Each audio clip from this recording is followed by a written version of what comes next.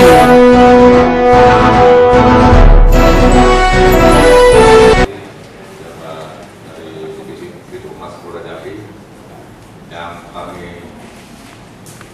hadir pada hari ini di gedung Balai di hadapan Bapak ini berjumlah ada 48 wartawan dari pasal berapa yang beliau melanggar. Yang penting Bapak buat itu normatif dan menguntungkan bagi kami selaku Kapolda. Silakan kalau mau konsultasi ya paling saya jawabnya sudah diatur aja Mas, yang penting bagus. Tapi kalau Bapak nanti nulisnya salah, tentu Bapak akan kami panggil, itu kenapa sampai nggak tulis kayak gitu tuh, gitu loh. Jangan nulis kayak gitu. Jadi sampai juga rasa bangga karena diucapkan terima kasih Pak Kapolda. Terus yang berikutnya ini ada Mas Iwan itu, Mas Iwan ya Mas. Jadi gini Mas, ada beberapa hal yang bakal terjadi di Provinsi Jambi ini. Karena Provinsi Jambi ini kan berdiri di provinsi tetangga. Juga kita ini, negara kita ini kan ada pengaruh Bapak untuk menulis gitu. Misalnya, sekarang kan lagi merebak paham ISIS yang disinyalir kan telah menyebar ke berbagai negara khususnya di Indonesia. Ini berpotensi memuatnya sel-sel teroris sehingga mengancam terjadinya instabilitas di negara kita. Hal tersebut tidak menutup kemungkinan terjadi di Jambi. Kemarin kan sudah ada di mana kemarin? Kalau ada penutupan, segera langsung keluar aja, masukkan aja. Polda Jambi langsung, Kapolda langsung datang ke TKP terserah. Nanti sampai kan pasti banyak foto-foto saya. Pasang aja foto saya, walaupun saya nggak ada di situ. Gitu. Tapi silahkan itu dikemas yang baik. Yang penting menguntungkan kami. Kami pun akan membantu Bapak sekalian kalau memang Bapak perlu bantuan sesuatu yang harus kami turun tangan. Lalu yang kedua, situasi menjelang pelantikan presiden ini kan hasil pilpres ini kan semakin panas. Ini terjadinya antara lain RUU Pilkada yang tadi malam sudah diputuskan kan oleh anggota DPR kita bahwa nanti Pilkada tidak lagi pemilihan langsung tapi dengan dipilih oleh DPR. Ini kan sudah diputuskan tadi malam. Nah mungkin kenapa kok kayak gitu? Ya memang kalau dengan pemilihan langsung itu kan banyak sekali. Jadi pemilu kita itu biaya tinggi, tapi mungkin diputuskan dengan pemilihan dilakukan oleh DPR itu tentu jangan sampai kita high cost gitu. Mungkin itu salah satu pertimbangannya, tapi itu sudah diputuskan, kita netral, apa keputusan pemerintah maka kami siap melaksanakan mengamalkan.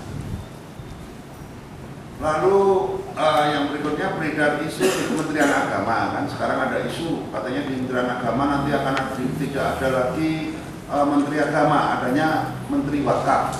Itu masih jadi polemik juga.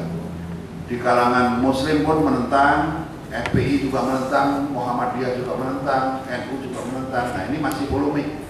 Kita juga sifatnya netral. Nanti pemerintah akan mengambil keputusan apa, kami akan melakukan. Terus yang agak khawatir nih, ini kan sedang terjadi kabut asap yang disebabkan oleh adanya pembakaran hutan dengan dalih untuk membuka lahan dengan mengurangi biaya supaya biaya ringan. Apapun alasannya itu tidak kita izinkan. Kalau ada silakan Bapak informasikan kepada kita dan polisi pada saat menghentikan.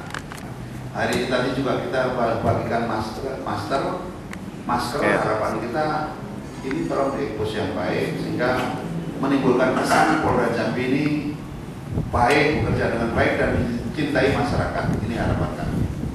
Karena dicintai oleh masyarakatnya, termasuk oleh wartawan. Kalau rekan-rekan pers sudah tidak mendukung itu pasti tidak akan nyaman yang bersangkutan juga. Tapi kalau bapak-bapak, ibu-ibu sekalian mendukung kami, program-program kami selalu Bapak sampaikan kepada masyarakat. Tentu ini akan membuahkan hasil. Pimpinan saya juga tidak wow, si Bapak ini ternyata di Kapolda di sana berhasil. Ini yang saya harapkan. Lalu yang keempat, pemerintah baru hasil pilpres berencana akan menaikkan harga BBM. Kita paham wilayah kita ini kan komoditi yang bagus itu sawit sama karet. Tapi saat ini kan sedang mengalami kerugian yang cukup besar. Nah, nanti kalau BBM dinaikkan, kira-kira dampaknya apa? Oleh karena itu, kami tetap berupaya, karena ini kebijakan pemerintah yang harus kita dukung. Oleh karena itu, kalau ada hal yang tidak ini, kalau kita melakukan tindakan, tolong di-expose, gitu.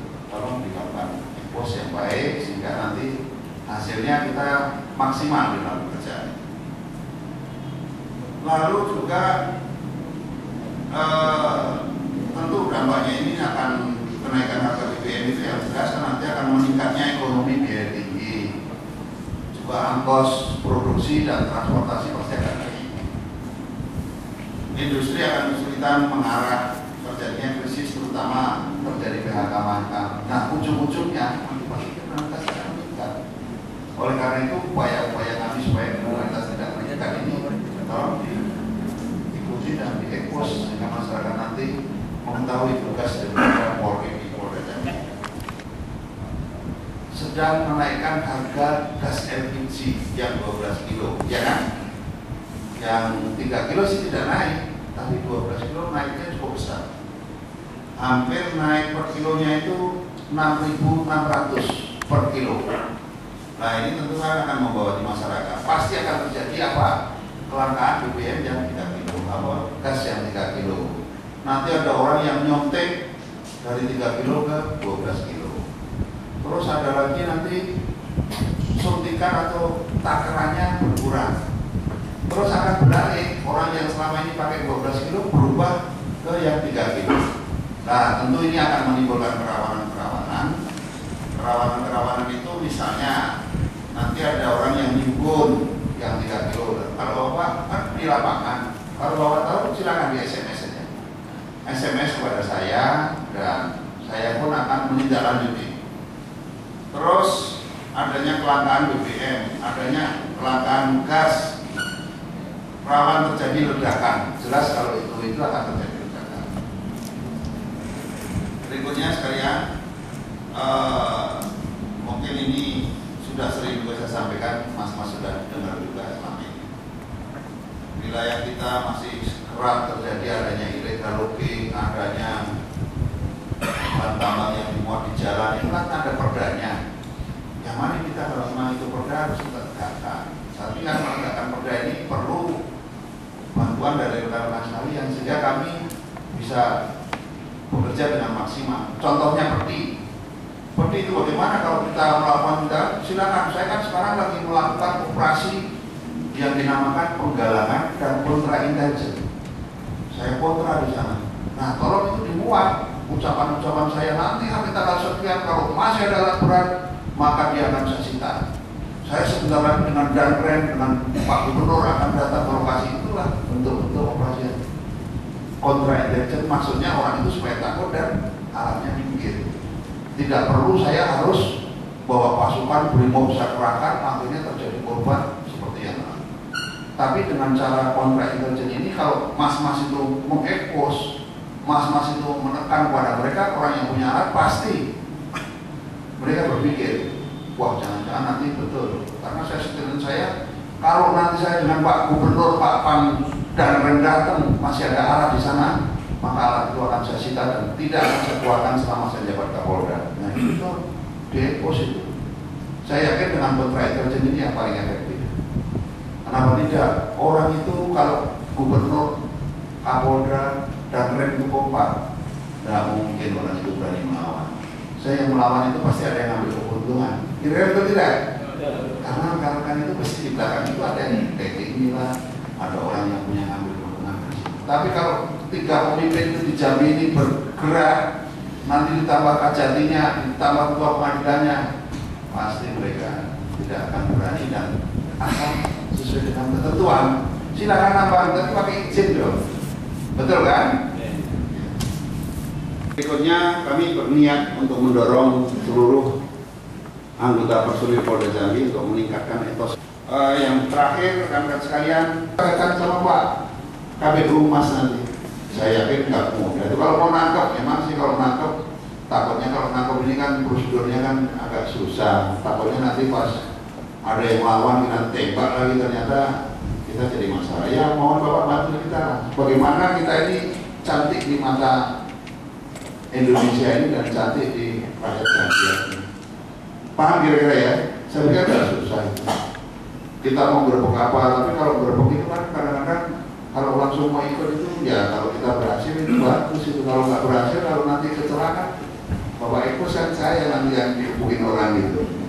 Paham ya kira-kira ya? Tapi kalau bagus silakan.